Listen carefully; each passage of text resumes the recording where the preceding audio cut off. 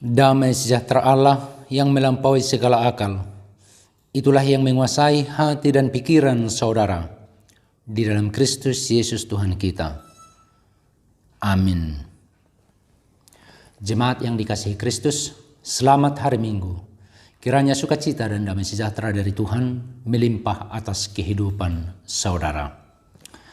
Firman Tuhan bagi kita pada minggu yang ke-12 setelah Trinitatis hari ini tertulis dalam kitab Ulangan pasal yang ke-18 ayat 9 sampai ayat yang ke-14. Apabila engkau sudah masuk ke negeri yang diberikan kepadamu oleh Tuhan Allahmu, maka janganlah engkau belajar berlaku sesuai dengan kekejian yang dilakukan bangsa-bangsa itu. Di antaramu janganlah didapati seorang pun yang mempersembahkan anaknya laki-laki atau anaknya perempuan sebagai korban dalam api, ataupun seorang yang menjadi petenung, seorang peramal, seorang penelaah, seorang penyihir, seorang pemantra, ataupun seorang yang bertanya kepada arwah atau kepada roh peramal, atau yang meminta petunjuk kepada orang mati. Sebab setiap orang yang melakukan hal-hal ini adalah kekejian bagi Tuhan. Dan oleh karena kekejian-kekejian inilah Tuhan Allahmu menghalau mereka dari hadapanmu. Haruslah engkau hidup dengan tidak bercela di hadapan Tuhan Allahmu.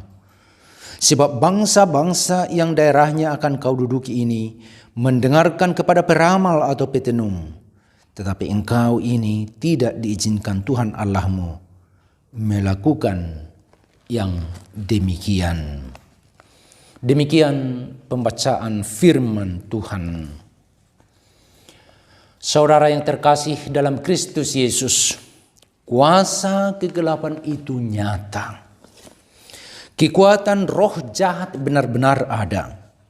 Banyak orang yang menderita karena dirasuki oleh roh-roh duniawi. Roh jahat mengendalikan kehidupan mereka hingga tubuh dan jiwa mereka menderita. Bahkan orang yang kerasukan roh-roh jahat bisa melakukan kekerasan di luar kesadaran mereka sendiri. Alkitab menyaksikan kenyataan ini, dan salah satu pelayanan penting yang Yesus lakukan adalah menyembuhkan orang-orang yang dirasuki setan dan roh-roh jahat. Kitab sinoptik Matius, Markus, Lukas dan menyaksikan kisah di mana Yesus mengusir roh dari orang yang kerasukan. Dua orang yang kerasukan di daerah Gadara datang dari wilayah pekuburan menemui Yesus. Mereka berkata, "Apa urusanmu dengan kami, hai anak Allah? Adakah engkau datang kemari untuk menyiksa kami sebelum waktunya? Jika engkau mengusir kami, suruhlah kami supaya pindah kepada kawanan babi itu." Yesus berkata, "Pergilah." Lalu setan-setan dan roh-roh jahat itu keluar dari tubuh orang itu dan masuk ke tubuh kawanan babi itu. Mengherankan, menakjubkan. Semua orang yang menyaksikan itu heran dan takjub atas apa yang dilakukan oleh Yesus. Yesus mampu mengusir roh jahat. Yesus adalah pribadi yang paling mampu dan paling berkuasa mengusir roh-roh jahat dan roh-roh kegelapan yang memencarakan dan menindas kehidupan manusia. Dia mampu melakukan itu karena dia memang Tuhan. Dan dia mampu melakukan itu karena dia hidup dalam kekudusan. Dia tidak berdosa. Dia tidak melakukan kesalahan. Di zaman sekarang ini juga, sebahagian dari hamba Tuhan Dan orang Kristen memiliki kuasa dan kemampuan khusus untuk mengusir roh jahat. Tidak semua orang Kristen, tidak semua hamba Tuhan mampu melakukan itu. Tetapi sebahagian Tuhan menganugerahkan kuasa dan kemampuan kepada hamba-hambanya untuk mengusir roh-roh jahat. Pelayanan pengusiran roh jahat dari diri seseorang atau dari wilayah tertentu disebut dengan istilah eksorsisme atau eksorsisme. Orang yang mampu melakukan eksorsisme biasanya telah melakukan pelatihan dan disiplin diri, seperti berpuasa dan berdoa dengan sungguh-sungguh, bahkan mungkin berdoa dalam waktu yang lama, sehingga ketika dia berkonfrontasi dengan roh jahat atau roh kegelapan, dia benar-benar yakin dan tahu bahwa dia akan mampu menghadapinya.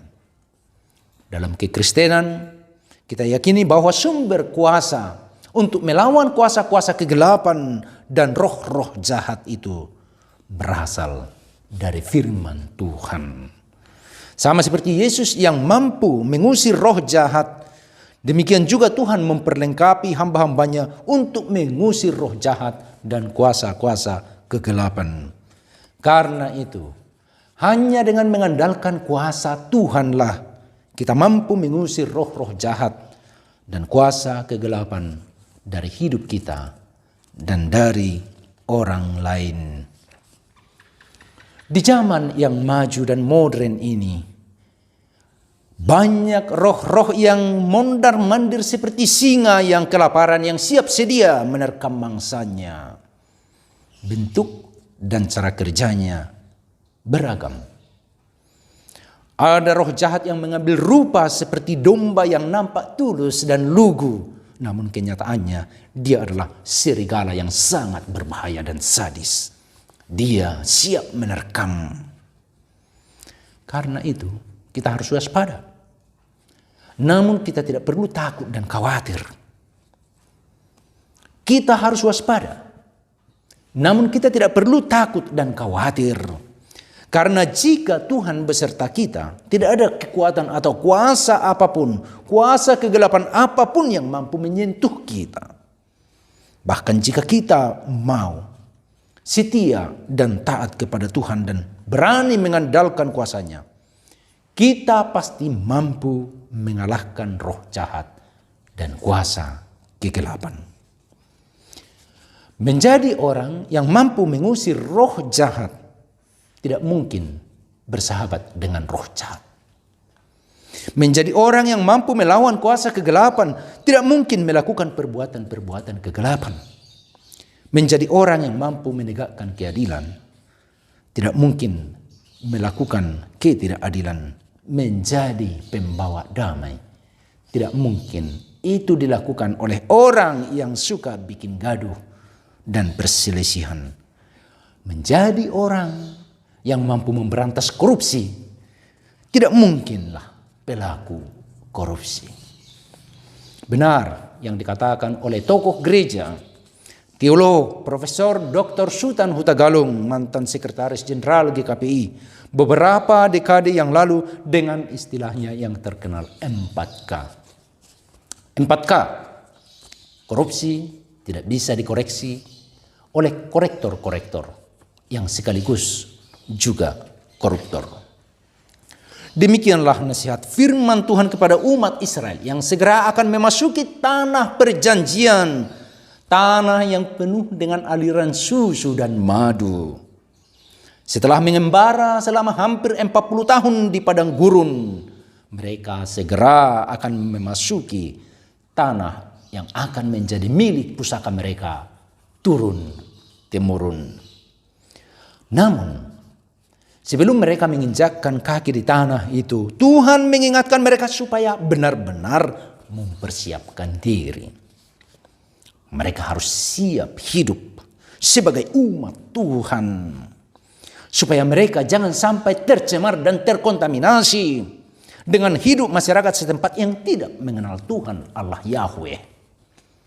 Mereka harus tampil beda.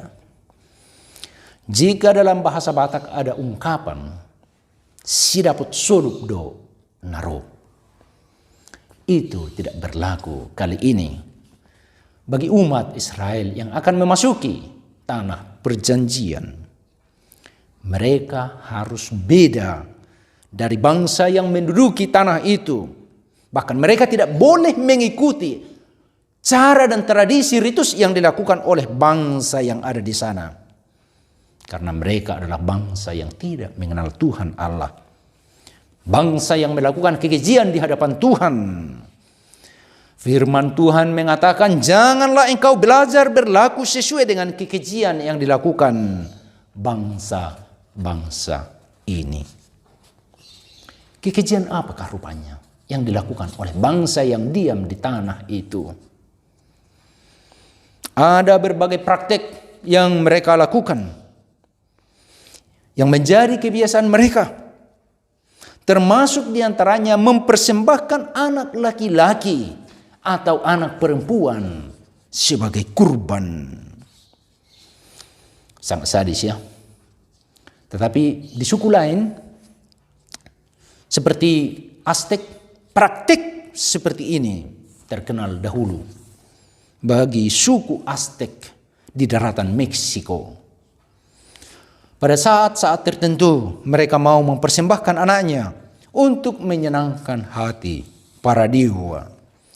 Bahkan dalam pembangunan piramida yang menjadi kebanggaan bangsa itu, banyak manusia yang dikorbankan.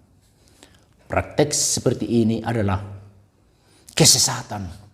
Dan Tuhan tidak menginginkan umatnya mengikuti praktek yang demikian itu. Itu sungguh tidak manusiawi. Dan itu menjijikkan dan memuakkan bagi Tuhan. Demikian juga dengan praktik-praktik tenung, meramal, menyihir, mantra, atau berhubungan dengan arwah nenek moyang atau orang yang sudah meninggal adalah tindakan yang membangkitkan murka Allah. Karena sesungguhnya dengan melakukan perbuatan-perbuatan tersebut, umat Tuhan sudah menduakan Tuhan Allah Yahweh. Padahal titah Tuhan mengatakan, jangan ada padamu Allah lain di hadapanku. Kita harus lebih takut dan taat dan kasih kepada Tuhan. Karena itu tidak boleh ada Allah dan ilah lain bagi kita di hadapan Tuhan. Mereka percaya pada sumber kekuatan lain yang notabene bertentangan dengan ketentuan Allah. Tuhan benci terhadap perbuatan orang-orang seperti itu. Sebaliknya, Tuhan ingin agar umat itu tetap kudus.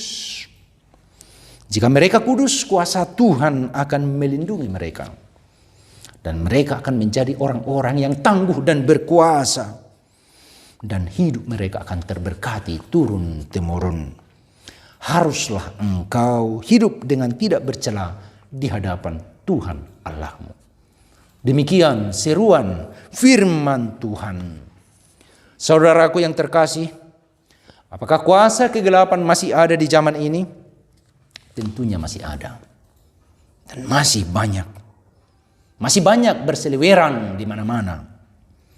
Tidak sedikit orang yang menggantungkan harapannya pada kekuatan-kekuatan gaib dan kekuatan-kekuatan duniawi. Sudah menjadi rahasia umum di tahun-tahun politik. Banyak orang yang pergi ke pusuk buhit di Samosir. Mungkin mereka berharap akan suatu pertolongan ekstra yang akan membantu mereka dalam kontestasi politik. Banyak orang yang pergi ke dukun atau dalam tanda kutip orang pintar untuk meminta petunjuk dan pelindung yang akan memproteksi mereka dari kekuatan-kekuatan lain. Tidak sedikit orang yang mengandalkan kekuatan uang atau materi untuk mencapai cita-citanya. Banyak orang yang mengandalkan kuasa dan pengaruh orang-orang dekatnya demi menggapai keinginannya. Di negeri ini, sejak masa Orde Baru hingga sekarang, praktik-praktik seperti ini marak terjadi. Dan nampaknya sudah menjadi kebiasaan masyarakat. Itulah yang terkenal dengan istilah KKN, korupsi, kolusi, dan nepotisme yang menjadi penyakit bangsa kita yang paling mematikan. Tuhan tidak menginginkan itu. Tuhan muak dengan itu.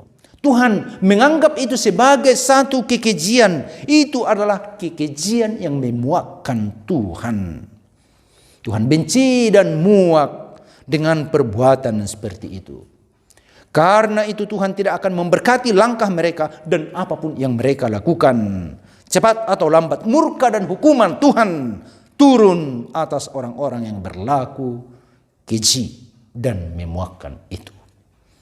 Sebaliknya Tuhan menginginkan umatnya hidup kudus. Dia senang melihat anak-anaknya sepenuhnya bergantung pada kasih karunia-Nya. Orang beriman yang mampu bertahan sekalipun dikelilingi oleh setan duniawi dan tidak mau tunduk pada kekuatan dunia ini adalah kesukaan hati Tuhan. Tuhan akan memberkati mereka dan semua yang mereka lakukan. Karena itu saudaraku, jangan takut, jangan khawatir. Sekalipun keadaan hidup terkadang susah dan beban terlalu berat, janganlah menyerah atau kecut hati. Yakinlah, Tuhan tidak pernah tidur. Tuhan tidak pernah membiarkan saudara sendirian. Yakinlah Tuhan tidak akan memberikan beban dan kesusahan yang melampaui kemampuan kita untuk menanggungnya. Jika kita bertahan dan tetap setia pada waktu dan kesempatan yang tepat, kita akan berkata, oh, Tuhan itu benar-benar baik. Tuhan itu benar-benar baik. Karena memang sungguh Tuhan itu baik. Sekalipun terkadang awan tebal dan hitam pekat di depan kita, hujan deras dan badai bersahut-sahutan menghampiri kehidupan kita, yakinlah Tuhan tidak jauh. Tuhan hanyalah sejauh doa. Dia ada di dekat kita. Sekalipun kita terkadang merasa jatuh dan tidak ada yang menolong, oh saudaraku, Dia tidak akan membiarkan kita jatuh sampai tergeletak. Dia akan segera menopang dan mengangkat kita kembali. Dia akan membawa kita ke tempat tinggi dan dari sana kita akan memandang keindahan perbuatan-perbuatan ajaib Tuhan. You raise me up. Lagu yang dipopulerkan oleh George Crubman. Ketika aku jatuh dan jiwaku gundah gulana, ketika kesusahan dan kesulitan datang silih berganti, dan hatiku demikian terbeban, lalu aku diam dan menanti dalam keheningan hingga engkau datang dan sebentar duduk di sisiku. Engkau mengangkat aku hingga aku dapat berdiri di atas gunung. Engkau mengangkat aku berjalan melalui lautan yang ganas. Aku kuat berada di pundakmu. Engkau mengangkat aku hingga aku bisa melebihi diriku yang sebenarnya. Inilah pengalaman nyata setiap orang yang taat dan setia kepada Tuhan saja. Tuhan datang memberikan pertolongan yang tepat pada waktu yang tepat. Pada akhirnya setiap orang yang taat dan setia kepadanya akan bersuka cita. Hidupnya akan berkelimpahan dan memuliakan Tuhan Allah. Dan dia akan bersinar selama berada di dunia ini. Karena itu tetaplah taat dan setia kepada Tuhan. Dan bersinarlah di duniamu, di tempatmu, di tempat kerjamu, di rumahmu, saudara-saudaraku. Dan yakinlah bahwa kita akan merasakan Tuhan itu baik. Dan Dia akan memberikan keadilan bagi anak-anaknya. Amin, kita berdoa. Bapa yang maha baik dan maha pengasih, terima kasih ya Tuhan atas pemberitaan firman-Mu. Tuhan ajari dan kuatkan kami untuk menghidupinya. Dan jangan biarkan kami mengandalkan kuasa dan kekuatan kegelapan yang ada di dunia ini. Biarlah di setiap langkah kehidupan kami hanya berserah kepada Tuhan dan memohon pertolongan dan perlindungan dari Tuhan. Karena Tuhan setiap saat melindungi kami, menyertai kami. Tuhan, saya mohon berkati semua orang yang mendengarkan firman-Mu, yang mendengarkan khotbah ini. Berkati kehidupan mereka, berkati keluarga mereka, dan berkati semua yang mereka lakukan. Terpujilah nama-Mu ya Tuhan, dalam Kristus Yesus Tuhan dan Juru Selamat kami.